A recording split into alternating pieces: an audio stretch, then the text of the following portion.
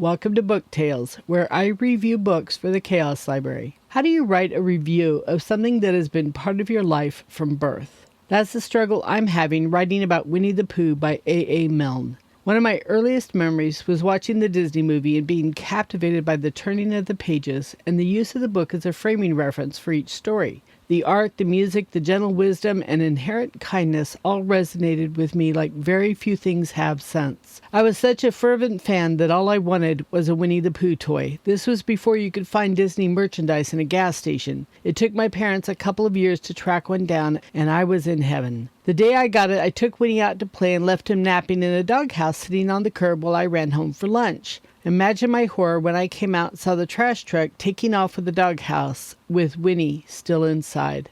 I finally got a Winnie the Pooh bear and slept with him every night until he lost his eyes, his nose, his mouth, and most of his fur. It was very Velveteen Rabbit, honestly. Somewhere along the way, I read the books and have read them several times over the years, including once again this morning. This time around, I was struck by just how British they are. In the last few decades, I read a lot of British books, and I see that underlying structure in Winnie now. The gentle, understated humor, the unspoken sentiment, the sideways look at life, it's all there, and it's so charming. I think what really gets me about Winnie the Pooh is how multi-layered it is. The scene with Eeyore about his birthday, for example, is a masterclass in the words saying one thing while the meaning is completely different.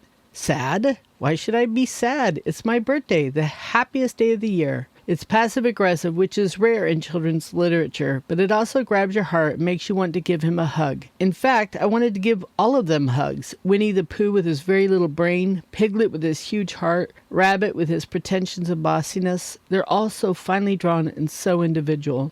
This is a gentle book, but it also has a lesson to teach, but it never screams it. It just lets the story meander past some meaning like a stick floating under a bridge, trusting the reader to see it without beating them over the head with it. Maybe kids today prefer the frenetic shows and books they're fed now. I'm glad I had Winnie the Pooh. I think it made me a better person. I think it made a lot of us better people. And what more can you want from a book, even one about a silly old bear?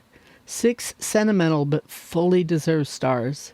You've reached the tail end. Look forward to another book tale soon, and don't forget to visit the Chaos Library.